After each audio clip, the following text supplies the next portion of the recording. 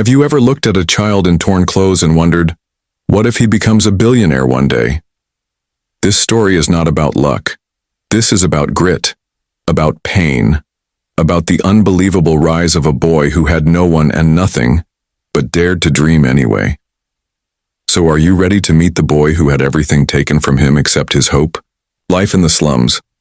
In the heart of a noisy, dust-covered slum of Karachi, where the stench of garbage mixed with the smoke of burned hopes, lived a boy named Aman. His clothes were patched in more places than they were whole. He didn't know what breakfast tasted like most days. His mother worked in houses, washing dishes until her fingers bled. His father? He left when Aman was 4.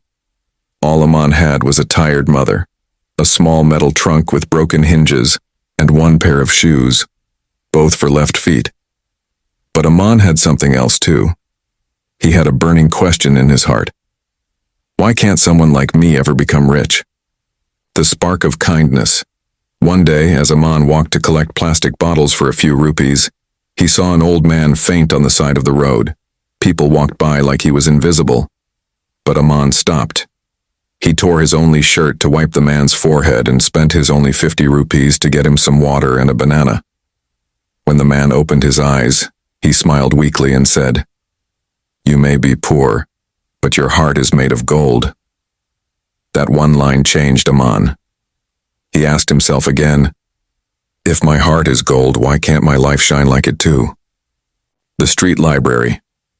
A few days later, while delivering chai to a roadside shop, Aman saw something magical. A pile of old books stacked in a forgotten corner. The shopkeeper said, "Take one if you want. No one reads them." And so began a new chapter in Aman's life. He read books under a flickering streetlight. He learned about money, ideas, and people who started with nothing and built empires. Every page screamed, "You can do it too." But can a boy with no shoes build a billion-dollar life? A deal with himself. At age 12, Aman made a promise to himself. He would become rich, not for cars or gold chains, but so he could build a house where his mother could sleep without coughing from dust. He started selling small things, pens, tissue packs, sweets. He reinvested every rupee. His classmates laughed at him. His neighbors called him mad. But he kept going, because the books had taught him something precious. Dreams don't die. People do. So he asked himself, if I don't stop, what's the worst that could happen? The moment of doubt. One night, after a long day of no sales, Aman sat alone on the rooftop staring at the stars. His stomach was empty, his soul even more. He whispered, maybe they were right. Maybe people like me just don't rise.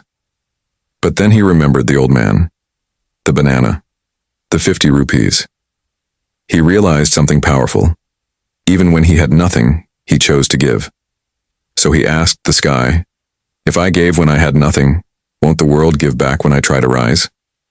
And with that, Aman stood up, hungry, tired, and barefoot, but burning with a light no one could put out. Do you believe someone with nothing but a dream can change their destiny? Would you have stopped to help the old man like Aman did, or walked away like everyone else? Every day I woke up hoping something would change, but all I found was the same broken ceiling above me and the same empty plate in front of me. Omar was only 9 years old, but life had already taught him the cruelest lessons. He had no father, and his mother worked all day washing dishes in a nearby cafe. Their small rented room had no fan, no proper bed, and no guarantee of the next meal. One evening, as the sun set behind the dusty buildings, Omar saw a boy his age being dropped at school in a shiny black car. The boy wore clean clothes, had expensive shoes, and smiled as he ran into the gate. Omar just stood there barefoot, holding a torn notebook someone had thrown in the trash. He whispered to himself, what did he do to deserve all that? And what did I do to deserve this? But this wasn't envy. It was fire. That night he made a decision. I may be poor, but I'm not worthless. Every night was a battle. Omar started studying from thrown-away books by candlelight. His mother often cried silently while cooking rice and lentils. She saw him trying to write English alphabets using coal on newspaper scraps.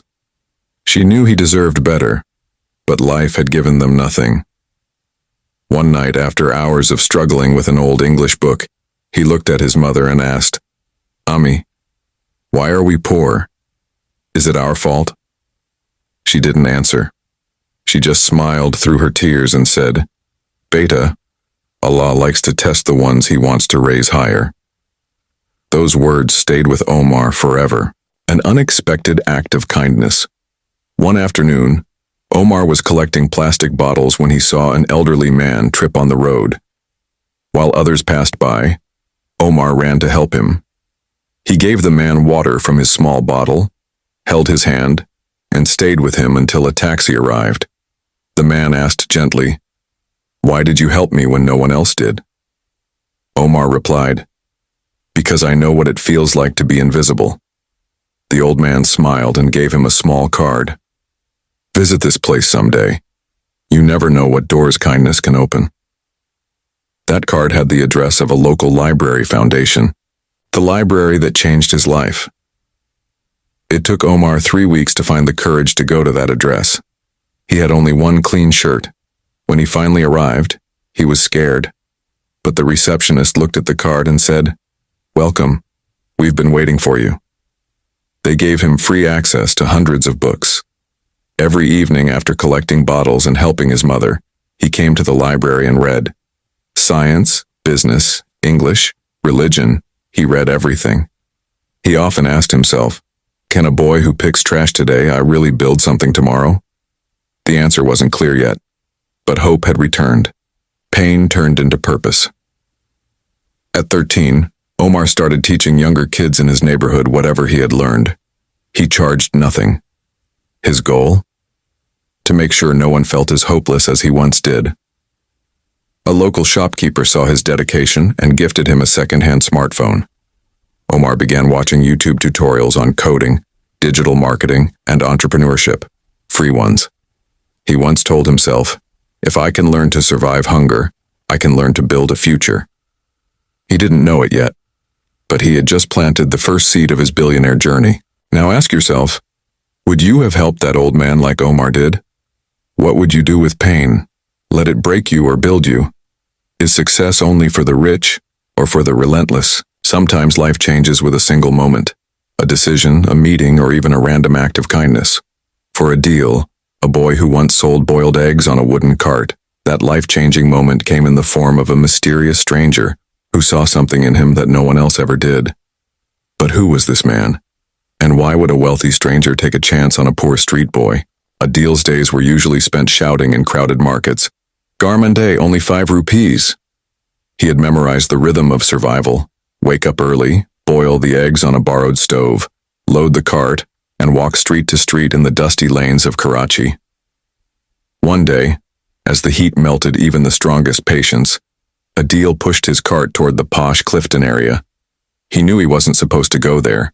Security guards often shooed away street vendors. But something in his heart said, "Try." That day he felt unusually bold. Maybe it was hunger. Maybe it was hope. Standing outside a tall glass building, he saw dozens of men in suits entering. One man in particular caught Adil's eye. Not because of his wealth, but because he really looked, at Adil. That eye contact changed everything. The man approached. His suit was perfectly pressed, and he had the kind of confidence that filled a room. "What's your name?" he asked. Adil stammered. Adil, sir." "How old are you?" 13, sir." "You go to school?" "No, sir, I sell eggs." The man nodded silently. Then, to Adil's shock, he pulled out his wallet and bought the entire tray of eggs. "Take the day off," he said, "and come back here tomorrow at 9 a.m. sharp." Adil was frozen. Was this a joke? A prank? But the next morning, Adil returned. Cleaner clothes, nervous hands, hopeful eyes. What awaited him that day wasn't a prank. It was a job offer. The man, named Mr. Fahim, was the CEO of a small but growing startup. "I see potential in your eyes," he said. "Not just struggle. Fire. He offered Adil a simple office job, cleaning, organizing files, making tea. But he also gave him one condition. You must learn English. I'll arrange a tutor, and if you show me you're serious, I'll invest in you. Adil couldn't believe it. Someone was willing to invest in him? Just a few days ago, he didn't even know what invest meant. The days turned into months. Adil worked like no one else. He arrived before anyone and left after everyone. He cleaned, he studied, he took notes on how meetings worked, how deals were made, and how money moved like magic, but with logic. One day, during a company meeting, Mr. Fahim pointed to Adil in front of a dozen executives. This boy, he said, will own a company someday, and I want all of you to help him get there. That day, something shifted. Adil stopped seeing himself as just a poor kid. He started dreaming. Have you ever been seen? Not for your status, not for your clothes, but for your potential? Can a single act of kindness truly change someone's destiny? The fire within. Each night, Ali would lie in bed staring at the cracked ceiling above. The pain of rejection was still raw. Every job he applied to, every opportunity he chased, it all ended with the same response. We're sorry, you're not the right fit. He had no degree, no family connections, no money, nothing but a dream that refused to die. But tell me honestly, have you ever been so determined to succeed, yet the whole world kept saying no? Ali's stomach growled, but he had already gotten used to sleeping hungry. The neighborhood tea stall owner, an old man named Kareem, had seen him begging for a leftover bun a few nights ago. That night, Kareem brought him a warm cup of tea. Ali hesitated. I didn't ask for this, he whispered. Kareem smiled. I know, Beta, but sometimes when the world is too cold, a little warmth is a gift. Ali drank it slowly, feeling like someone had handed him a piece of gold. The next morning, something changed. Ali decided to stop chasing jobs and start creating something. He had always been good with fixing things. Radios, phones, even bicycles. He borrowed a broken bicycle from the neighborhood junk shop, promising to fix it for free. People laughed. But within 3 days, the bicycle looked brand new. The man who owned it was stunned. How did you do this? Ali shrugged. I just see things differently. Word spread.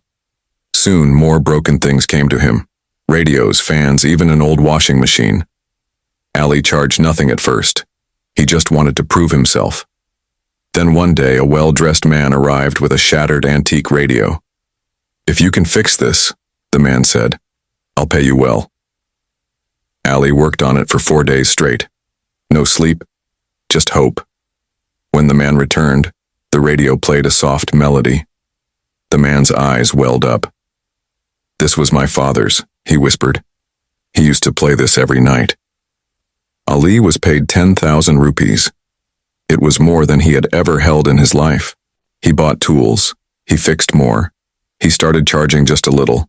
People respected him. But the world still tested him. Some clients refused to pay. Some stole from him. Some mocked him. Would you still keep going if people mocked your dreams every single day? One rainy night, someone threw a brick through his tiny workshop window. Ali sat on the floor surrounded by broken glass and scattered tools. He cried. Not because of the damage, but because he had started to believe that maybe, just maybe, he could matter. And now that dream was cracking. But then, he remembered his mother's words. You are not made to give up. You are made to rise. He got up, taped plastic over the window, cleaned every corner. By the end of that week, a local newspaper ran a tiny story. Young mechanic fixes village with bare hands. People noticed. Orders increased. So did Ali's hunger, not for food, but for growth. He began sketching ideas for a small repair startup. And one day, a stranger came in. You're the boy in the paper? The man asked. Yes. I want to invest in you. What would you do if someone finally believed in your dream, after the world had doubted you for years? Ali's eyes welled up again. He whispered, I won't waste this chance. Abdullah stood at the grand stage of an international business summit, cameras flashing and applause echoing through the hall. He was no longer just a poor boy from the alleyways of Karachi. He was a billionaire, a symbol of resilience and hope. As he began his speech, his eyes welled with tears, not of sadness, but of gratitude. "I was once just a barefoot child selling tea at a roadside stall," he said, his voice cracking. "But someone believed in me. And when you mix belief with hard work, even miracles bow before you." He dedicated his success to all the invisible people who helped him along the way, the kind professor, the job giver, the stranger who said, "You can." Then he paused. "If you're listening to me now and you're struggling," he said, "ask yourself this. Why not you? Why can't you be the next success story? What's stopping you except your own doubt?" The audience was silent, not because they didn't care, but because they were moved. He didn't sell a dream. He showed them the way. As he walked off the stage, a little boy from the crowd ran to him, tears in his eyes. "One day I'll be like you," he whispered. Abdullah bent down, smiled, and said, "No, you'll be better." And that's how a poor boy didn't just become a billionaire. He inspired millions to believe they could too.